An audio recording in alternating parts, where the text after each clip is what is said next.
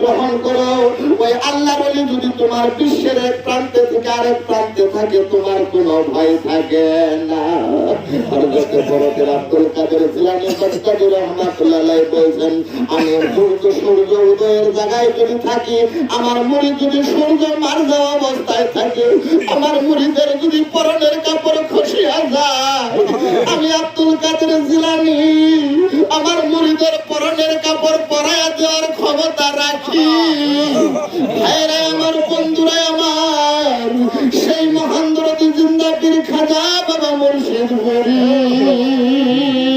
হযরত বড়পীর আব্দুল কাদের জিলানীর চাইতে কম শক্তি নিয়ে আসে নাই। আমার আল্লাহ এমন শক্তি দিয়েছেন আমার বাবা মুর্শিদপুরের দিলে। আমার বাবা যান সেই বাংলার জমিনে থাইকা আসনের করে করে আসনে জাকিরদের খবর রাখে। কিন্তু অমূল্য ধন গয় আমরা আজ ছিলাম না। পীরের কথা মধু মাখা, পীরের কথা মধু মাখা আমি কর্ম ঘরে শুনলাম না।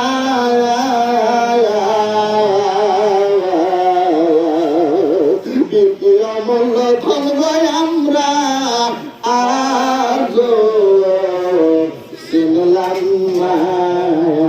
প্রাণের ভাইরা আমার, বন্ধুরা আমার, আজকে যে বাড়িতে বসে আমরা মিলাদ পাঠ করতেছি, যে বাড়িতে বসে আজকে মিলাদ করতেছি, সকল কিছু আছে, সমস্ত কিছু ঘর বাড়ি সব কিছু রয়েছে, কিন্তু আজকে যার উদ্দেশ্যে আমরা মিলাদ করতেছি ভাইরা আমার, সেই ব্যক্তি আমাদের সামনে নাই। যখন দরবারে গেলেন বাবা মুর্শিদপুরের পাশে বসতে, আমার বাবা জানের কাছে নজর দেয়, আমি তার সঙ্গে ছিলাম। বাবা মুর্শিদপুরের কাছে নজর দিতে তার বলতেছেন, বাবা আমার তো বড় ভয় লাগে। আমার বাবা মুর্শিদপুরে বলে, জিন্দা পীর থাকতে ভয়ের কোনো কারণ নাই, ভয় করবেন না। দুনিয়াটা চিরস্থায়ী জায়গা না। এই দুনিয়ার বাড়ি থেকে প্রত্যেকের যাইতে হলে করলে নাফসের জায়গা মৃত্যুর পেয়ালা থাকতে হবে। এই ভবের বাড়িতে যার কামেল মুকাম্মেল মুর্শিদ আছে গো, তার ভয় থাকে না হাসরের মিজানে পুলসিরাতে, ভয় থাকবে না তার অন্ধকার কবর দেশে। আপনারা জানেন, আপনারা দেখেছেন কত সুন্দর চেহারা নিয়ে এই দুনিয়ার বাড়ি থেকে বিদায় হয়ে গেছে। আমার বন্ধুরা আমার, যারা আল্লাহর ওলিকে ভালোবাসে, মহব্বত করে গো, আমার আল্লাহ রাব্বুল আলামিনের ফেরেশতা আজরাইলকে আমার দয়াময় নবী সাল্লাল্লাহু আলাইহি সাল্লাম একদিন জিজ্ঞাসা করলেন, ভাই আজরাইল, তুমি শুধু আমার উম্মতের জানগুলো তুমি কিভাবে নিয়ে যাও? আমি শুধু কর্ণে শুনি, আমি দেখি না, আমার একটু দেখাও তুমি কেমন করে আমার গুনাহগার উম্মতের জানগুলো তুমি নিয়ে যাও। আজরাইল বলেন, ইয়া রাসূলুল্লাহ, আপনি একটু শুয়ে পড়েন। দয়াল নবীজি শুইলে আজরাইলের কুদরতের শাহাদাত আঙ্গুলটা নবীজির সিনায় রাখলেন। আমার দয়াল নবী দুই চোখের পানি ঝরঝর করে ছেড়ে দিলেন। দুই চোখের পানি ছেড়ে দিয়ে বলতেছে, ভাই আজরাইল, তুমি আমার সিনায় কি রাখছো? আমার মনে হয় উহুদ পাহাড়টা আমার বুকের উপর উঠায়া দিয়েছো। আজরাইল তাড়াতাড়ি হাতটা নামাও। কিন্তু আমার নবীজি হাত মোবারক ধরে কয়, আজরাইল রে, ও ভাই আজরাইল, তোমার হাতটা নামায়ও না। যত যন্ত্রণায় আছে, যত ব্যথায় আছে রে, আমি নবীরে দাও। আমার গুনাহগার উম্মতদেরকে এই যন্ত্রণা দিও না, আমার উম্মত সইতে পারবে না। আজরাইল আমার দয়াল নবীর কাছে ওয়াদা করলেন, অঙ্গীকার করে বললেন, ইয়া রাসূলুল্লাহ, ইয়া হাবিবাল্লাহ, নবী গো, আমি আজরাইল আপনারে কথা দিলাম, এই দুনিয়ার বাড়িতে আপনাকে যারা ভালোবাসবে, আপনাকে যারা মহব্বত করবে, আপনার উম্মত যারা আপনাকে প্রাণ ভরা ভালোবাসা বাড়বে, ইয়া রাসূলুল্লাহ, আমি আজরাইল কথা দুনিয়ার বাড়ি থেকে এমন ভাবে উঠায়া নিয়ে আনবো যেমন মায়ের বুকের শিশু দুগ্ধ খায়া ঘুমায়া যায়, একটু টের পায় না। কামেল মোকামেল আল্লাহর মরিদ যারা ওই মরণের সময়